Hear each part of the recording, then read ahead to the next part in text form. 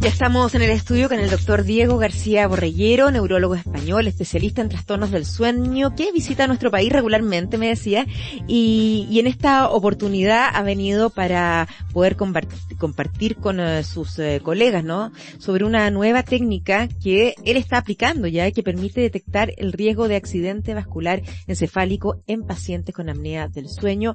Muchas gracias por estar aquí en Un Día Perfecto, doctor. Bienvenido. Encantado y muchísimas gracias por el interés. Mucho interés y además aprovechar que tenemos a una eminencia en el tema aquí en nuestro país, cómo no sacarle provecho. Hablemos de la apnea del sueño. Estábamos conversando ya fuera de micrófono y yo le decía que bueno, que yo me imagino muchas consecuencias debe tener este trastorno. Y usted me decía, sí, pero la más grave por lejos es esta y la recurrencia no es tan menor.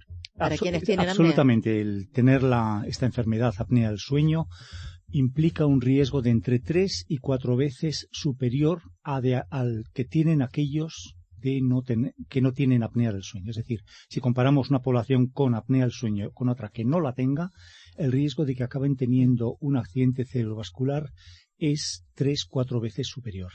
Pero es que también al revés es interesante el tema, si lo vemos desde la otra perspectiva, es entre aquellas personas, o sea, tener un accidente cerebrovascular no es un tema menor. Yo creo que eso no necesito ni explicarlo, ¿no?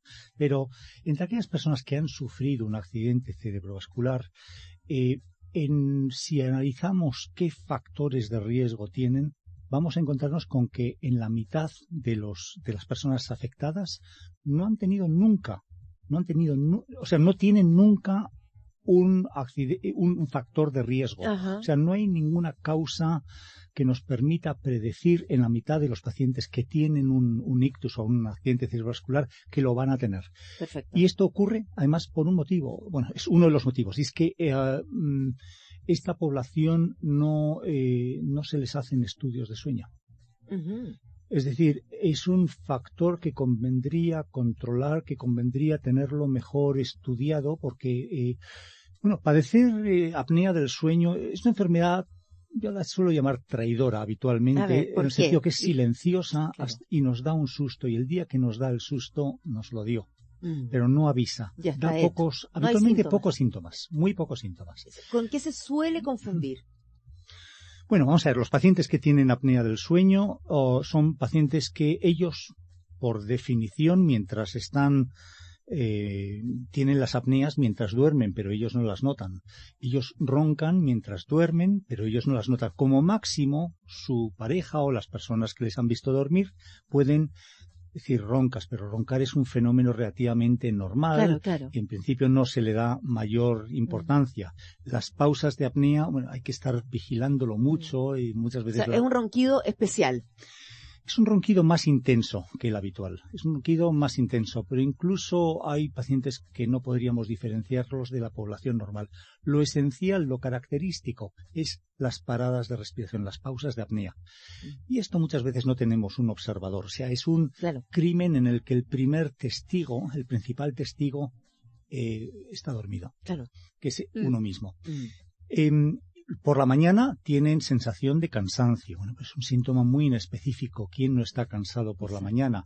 Tienen algo de dolor de cabeza, a veces. Tienen somnolencia durante el día.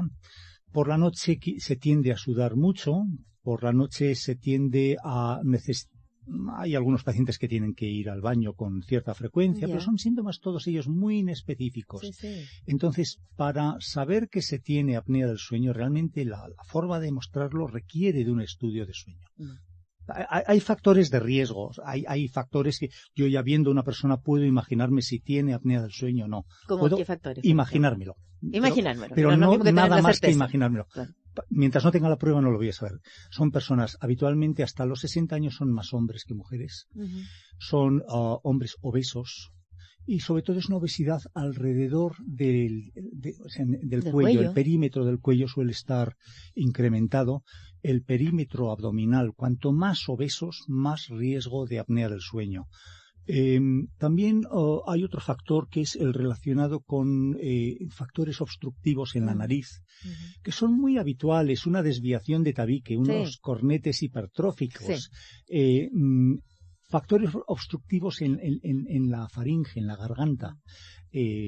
amígdalas, la úvula, que es en España le llamamos la campanilla, lo que cae cuando abrimos la boca, ¿no? Sí, sí. Bueno, pues muy engrosada, son factores que van a favorecer la obstrucción. Puede ser, doctor, entonces que alguien, ya sabemos que sufre de apnea del sueño, no tenga idea, pero que consulte al doctor por otra, entonces, por otra sensación, una enfermedad, me estoy resfriando demasiado, tengo una y otra faringitis, me siento obstruido permanentemente, hasta siento que tengo alergia. Perfectamente. O sensación de cansancio. Con mucha frecuencia, estos pacientes durante el día tienen una dificultad para mantenerse despiertos.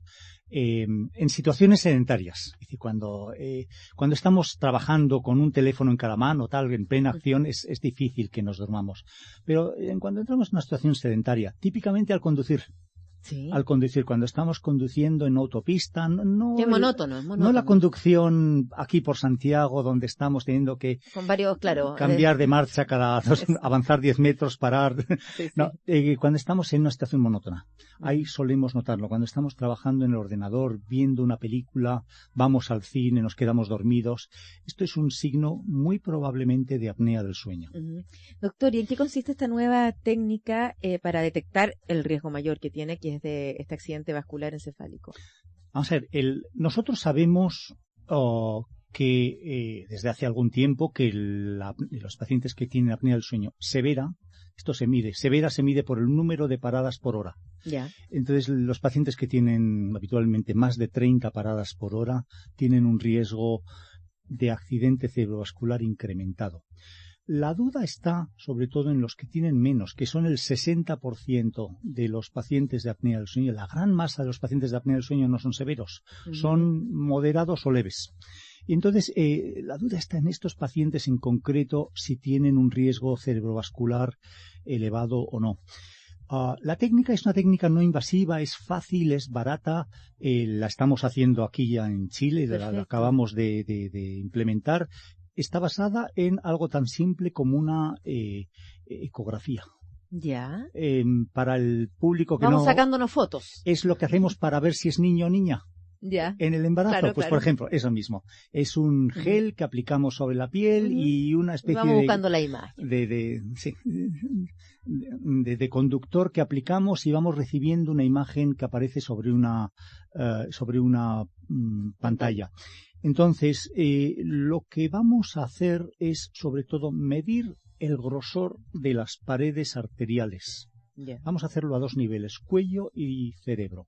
Es una mezcla de, en el argot médico, en el argot neurológico se llama ecografía de troncos supraórticos, que es en el cuello, y de ecografía transcraneal.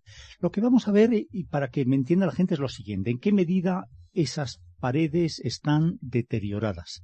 Las arterias tienen que ser como mangueras de goma. Tienen que ser elásticas, tienen que tener capacidad, cuando somos jóvenes, tienen una gran elasticidad, tienen capacidad de absorber variaciones en la presión arterial. Según nos vamos haciendo mayores, esto ocurre en mayor o menor medida, pero más en algunas personas que en otras, esas mangueras se van convirtiendo en tuberías de hojalata y hojalata erosionada. El que tenga una casa va a saber lo que es hojalata, de tal manera que ante un incremento de la presión arterial se van a romper. Esto es la hemorragia cerebral ya. Perfecto. Entonces lo que vamos a ver es el índice de pulsatilidad de esas arterias en el cerebro y vamos a ver también en el cuello, vamos a medir el grosor de la pared. Todo esto al final se va a convertir en números. Y esos números, que están perfectamente estandarizados, nos van a decir en qué medida esta persona... Todo ello tiene una consecuencia muy clara. Al final, después de esos números, yo para un paciente en concreto voy a poder decir, le voy a tratar o puedo no tratarle. No pasa nada por no tratarle. Estamos hablando de algo que va a decidir si hacemos un tratamiento preventivo del accidente cerebrovascular o no. Si le vamos a alargar su vida 5 o 10 años haciendo ese tratamiento o no. Esta es la gran diferencia. La técnica se ejecuta en unos 10 minutos, 15 minutos con el informe. Sin mayor costo. Es una cosa muy barata, sí. Es una ecografía, no claro. Tiene tampoco más historia. Hay que saber utilizar la técnica, hay que saber medirlo, requiere un poco de experiencia por parte del médico, del neurólogo. Y de ahí, doctor, ¿este viaje a Chile? Bueno, no, lo que tenemos es una sucursal de nuestro centro en Madrid, tenemos una sucursal en Santiago de Chile, la tenemos desde hace año y medio, que es el Instituto Europeo del Sueño, que está aquí en Santiago. Y, bueno, lo que estamos haciendo es técnicas que vamos desarrollando, las vamos implementando ya directamente aquí, entrenando al personal para que lo vaya ejecutando. Claro, sobre todo capacitando. Y bueno, y divulgando estudios de investigación que estamos teniendo. Muy, muy importante el tema de la divulgación también, o si no nos quedamos ahí. A propósito, bueno, la apnea del sueño se da durante generalmente la noche, que es cuando dormimos. Sí. A propósito de eso, quiero hacer un link, que no sé si me salió tan bien, pero para que hablemos de otro tema que tiene que ver con la siesta.